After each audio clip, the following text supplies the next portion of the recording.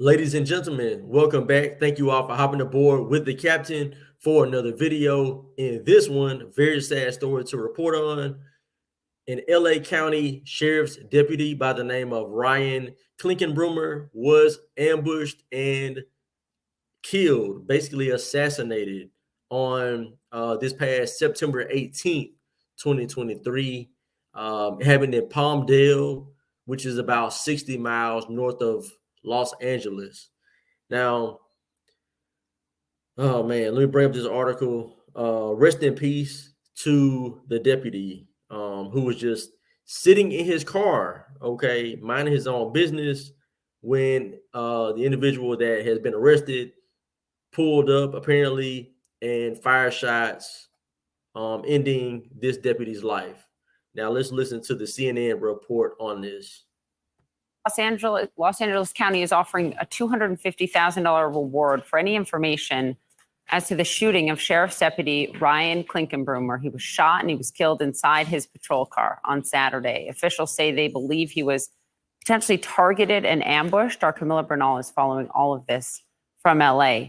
He was wearing his uniform. He was inside his patrol car, and the authorities believe this could have been intentional targeting of him. What do we know this morning? Yeah, Poppy, the sheriff's saying it could have been just because he was wearing his uniform, and now all available resources are being used to find the person or persons responsible for this. The sheriff vowing to find whoever did this. So, update, they have found out who did it. The person has been arrested, and I will bring that article up here shortly. Let's finish this report. I want to sort of go over the timeline of what happened here. You mentioned he was in a marked patrol car in uniform on duty. He was just leaving the station actually on Saturday night at around 6 p.m. in Palmdale, which is about 60 miles north of LA. And he stopped at a red light. There is video obtained by CNN that shows a car driving next to his patrol car and then speeding away. Now, what authorities say is a vehicle of interest is a 2006 to 2012 dark gray Toyota Corolla, and they're asking for videos, for information. All right, so I'll leave that there because they did make an arrest in this case. And let me bring in this article to, oh man, find out this individual's name. Man, all right. Now, this one is from the Associated Press, all right, the AP. The suspect in the ambush killing of a Los Angeles sheriff's deputy is set to appear in court, okay? And I got to make a correction. This shooting happened on the 16th, which was this past Saturday. I think I said the 18th earlier. So, oh, man, officials say Kevin Catanillo Salazar ambushed 30-year-old Deputy Ryan Clinkunbroomer on Saturday in Palmdale. All right. And by the way, Deputy Clinkunbroomer had just recently become engaged. I think like 4 days before this incident occurred. So very sad. Prayers to his family. Let's see here. Salazar, 29 years old, is scheduled to be arraigned Wednesday. All right. So that is today. He should be arraigned today. Let's see. He was arrested on Monday after an hours-long standoff. So the shooting happened Saturday. 2 days later, Monday, was when they had a standoff with him. He had barricaded himself inside his family's Palmdale home. So apparently they're still questioning the motive. You know, they're trying to find out, did he have any ties to the deputy in any kind of way? Did he have any contact before this incident occurred? So I guess they're trying to get the answers to a lot of questions.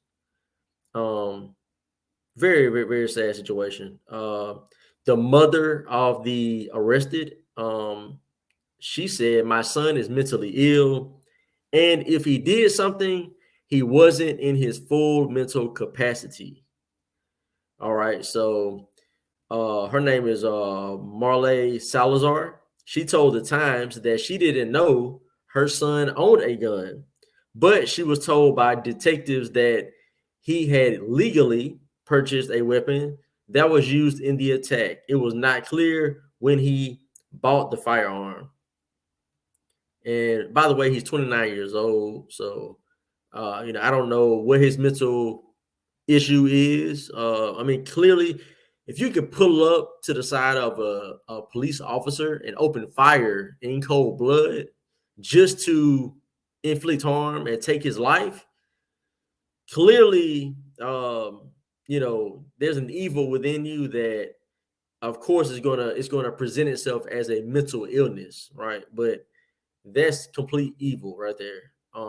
Whether you want to simplify it or down to a mental illness and just say, hey, it wasn't his fault, whatnot. That's an evil act, period. Now this article says under California's so-called red flag law, the first of such legislation to be enacted in the country, firearms can be seized from people who are considered a danger to themselves or others. Law enforcement and family and household members, as well as some coworkers, employers, and teachers, can petition the court to remove the guns from the person's possession or bar the person from purchasing them. And that whole red flag law thing gets very, very sticky very fast, because if there's nothing on the books that where a person has a specified mental illness, right? Whether it be schizophrenic, bipolar, multiple personality, whatever, they want to come up with nowadays. I'm sure there's all kind of new things that I'm not even aware of, but whatever you want to diagnose this person with, if there's not any paperwork that says that, then it becomes a little sticky, because if a coworker or a teacher or whoever sees some certain behavior, does that merit the person to be deemed unfit to have a weapon, although they can legally have the weapon? It becomes sticky. So I don't like the red flag laws at all. Let's see here. There were no Los Angeles County court records indicating someone had petitioned to seize his weapons or prevent him from buying them. Let's see. His mother said that her son had been hospitalized in the past year, but it was not clear if he sought treatment himself or was involuntarily committed. All right. So meaning the mother or somebody else that's close to him had him admitted to a facility against his own will, might as well say. Because a lot of times people don't want to go to those type of places, but if you're a close person to that individual, you can have them committed, all right, to a facility for some treatment. So there's no record of that happening in his regard. Terrible situation. And man, this situation is crazy because it mirrors almost exactly. Okay, there was another situation that occurred there in LA County. All right, let me bring up this article. So almost, man, look, hold on a second. Almost 3 years to the day. Okay, so Deputy Clinkunbroomer was basically assassinated on the 16th of this month, 2023, on apparently the 17th of September back in 2020. Okay, there was a 31-year-old female deputy and 24-year-old male deputy that were both shot while sitting in their vehicle, their patrol car in Compton. Okay. Now apparently they did survive, but they were in some serious medical trouble. But it almost mirrors the anniversary of that is crazy. I will link both articles in the description so you can check those out for yourself. Man, prayers to the family of this fallen deputy. Completely senseless. No reason for that. I hope that this individual, Mr. Salazar, has the book thrown at him, mental illness or not. Clearly, he does not belong in society if he's able to do something like that, do something this heinous. Okay, a completely seemingly unwarranted attack. Okay, I mean, the deputy's sitting in his vehicle at a red light. He pulls up beside him, opens fire, and then leaves the scene. Okay, so that person doesn't belong in society. I mean, if you disagree, I don't know what to tell you. But anyway, thank you all for watching. If you will, leave me a like, comment on the video. Let me know what you think about this.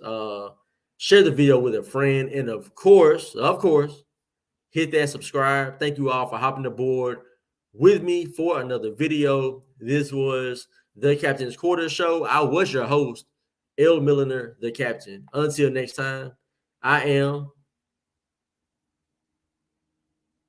gone.